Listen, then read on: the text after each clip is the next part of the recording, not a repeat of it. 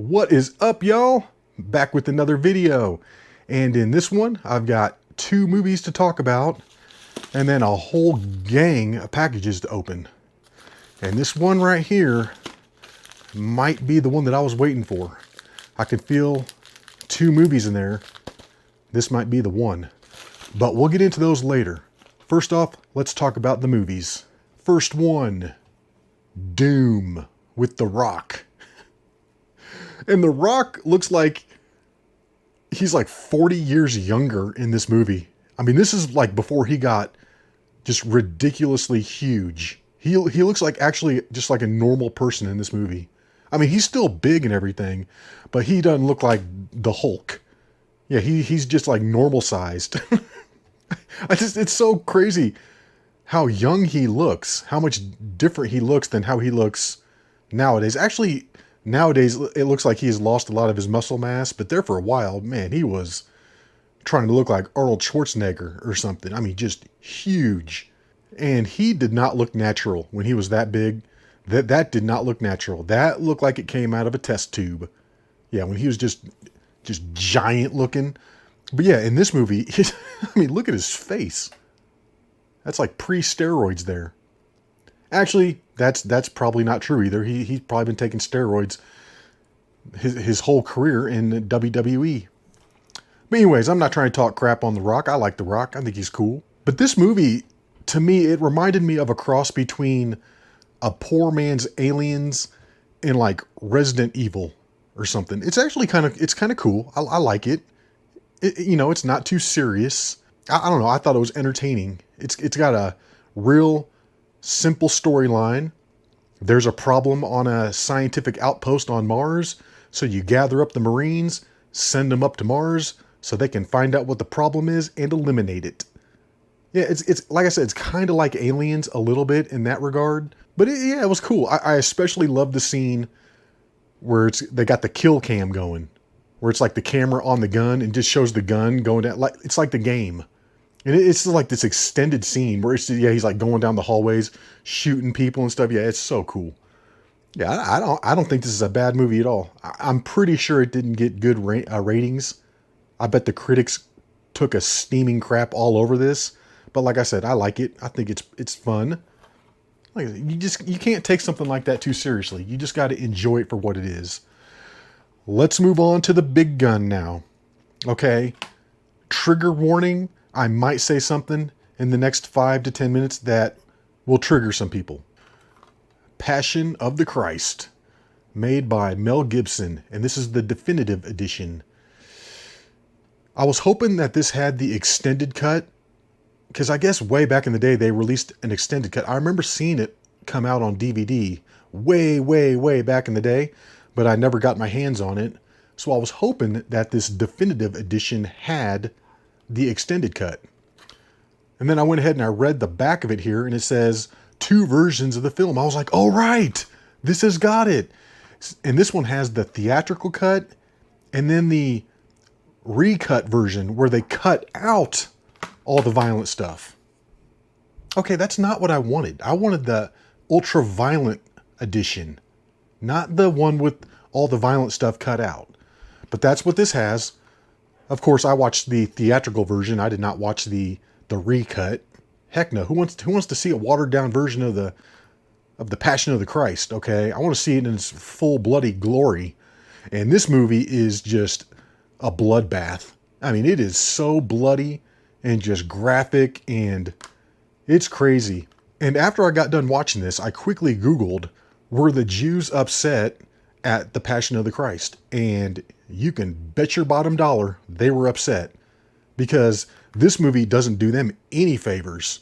Yeah, the ADL and the Jewish this and that, they were all upset because they were claiming the movie was anti-Semitic, because of course any criticism of Israel or the Jews is automatically labeled anti-Semitic. That's their go-to word, anti-Semitic. Yeah, they were complaining left and right that this was an anti-Semitic movie and that Mel Gibson made it look like the Jews were the bloodthirsty people and the ones that were responsible for crucifying Jesus. And they were upset because the Romans seemed sympathetic. But I'm pretty sure that the story was more accurate than not, according to the Bible. I mean, personally, I don't believe any of that. I think that's the most ridiculous thing ever, and I can't believe people take it seriously. That all that stuff happened, and then he rises from the dead 3 days later. Are you kidding right now? Like I said, I'm gonna probably trigger some people here. This is blasphemy. This is blasphemy. I'm not supposed to say this. But yeah, I just think the story is so. It's like, come on, man, for real. People are gonna believe this. He sacrifices himself for the sins of everybody.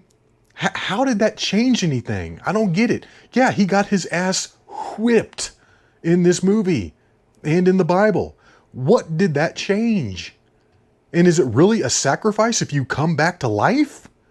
How does any of that make any kind of sense? I don't get it. I'm sure someone's going to explain it to me in the comments, but it doesn't make any sense to me.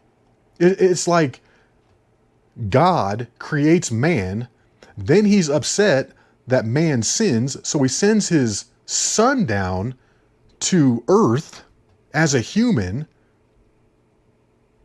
to sacrifice him.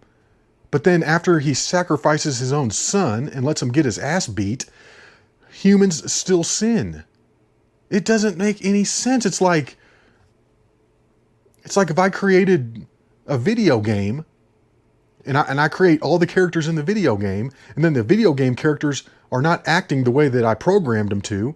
So I go ahead and I program my son into the game, and then the characters in the game kill my son. It's just like, what? Like, what? Yeah, I don't get it. I don't get it. And it's not that I don't believe in a creator or a God. I definitely do. I just don't think that we as humans know who created us, what created us. I don't think we're supposed to know. I think if we were supposed to know, we would know.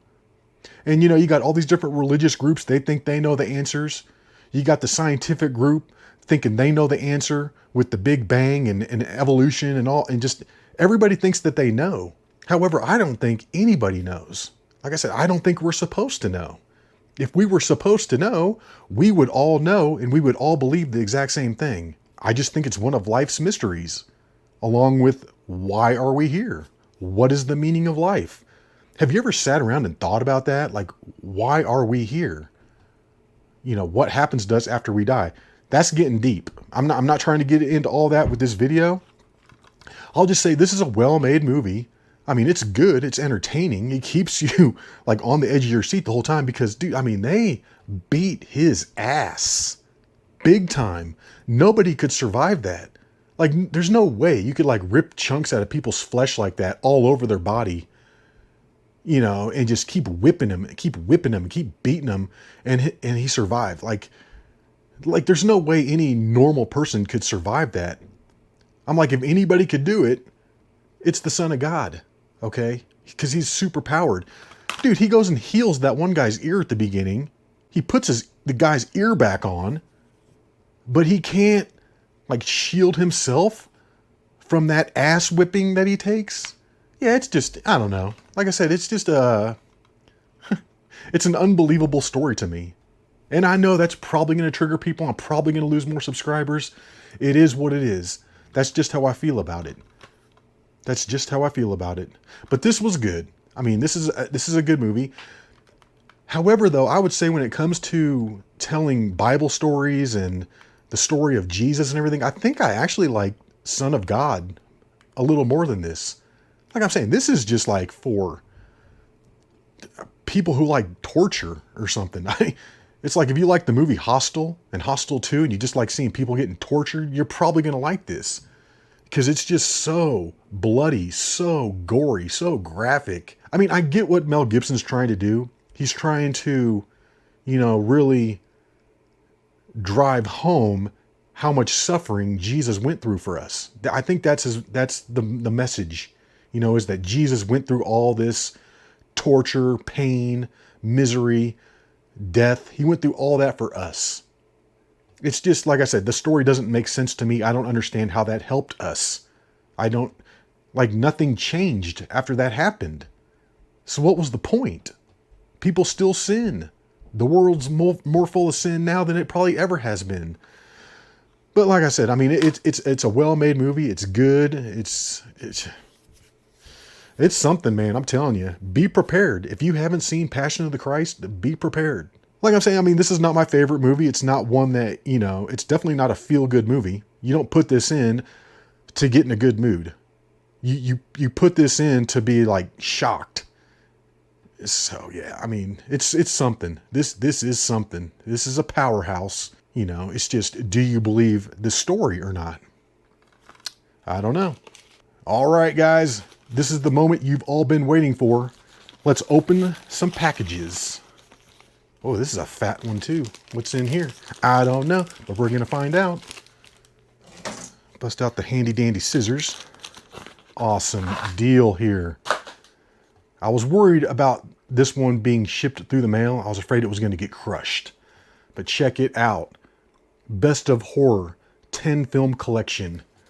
And this has got The Shining from 1980, the original Poltergeist 1982, Nightmare on Elm Street 1984. I've already got that one. Lost Boys, the original Exorcist extended director's cut. Awesome. Texas Chainsaw Massacre, the 2003 one though. I kind of wish it was the original Texas Chainsaw Massacre, but it's the remake. Friday the 13th, the Killer Cut from 2009. Unfortunately, I already own that on Blu-ray as well. That's not a very good movie. The Conjuring, I've never seen it. Annabelle, never seen it. And It from 2017, never seen it. So that's a pretty solid collection of horror movies. You know, when you see something like this, you think they're going to be all like a bunch of B movies and stuff. But yeah, these are actually all good. I'm excited to have The Shining, Poltergeist, Exorcist. And like I said, I've never seen The Conjuring, Annabelle, or It. So those are going to be all new ones for me. But this thing right here was $5. $5 only. But yeah, check it out. I mean, all the legit movies. And like I said, this Blu-ray case by itself is probably like worth like 20 bucks. Like if you went to buy one of these off Amazon, I think they're pretty darn expensive. So that's cool. And the box is in pretty good shape too. Excellent. That's a cool pickup. And that thing had been listed on Vinted for like 5 weeks. I check the site all the time and I had never seen that pop up. Not once. I finally was searching under the term new just to see everything that was new, and it popped up. And I told the guy too, I messaged him, I was like, dude, I was like, this is a hell of a deal. I was like, you've had this up for 5 weeks and I've never seen it? That's crazy. I'm like, I live on this website and I've never seen that. So he responded back, he's like, yeah, dude, you got a good deal. Because I Googled that to see how much it was selling for, and it sells for quite a bit. I think the cheapest I saw it for was like $46.95, something like that. Awesome. And here's the next one. Wow, this is looking good. This is looking good. Shawshank Redemption Digibook. This is the Digibook. It came with the bubble wrap inside, but yeah, see, it's not just the regular version of the DVD. And this thing was only $4. Only $4. Excellent. And it looks like it's in really good condition too. Yeah, this Digibook is looking crispy on all the corners. Hell of a movie. Hell of a good movie. Some people consider this one of the best movies of all times. I don't know if I'd go that far, but it is really good. And what do we got next here? And this one's kind of a middle of the road. It's a blind buy. I've never seen this movie. Not sure what to expect. Midway. And I think I spent $3 for this. However, it's brand new, unopened.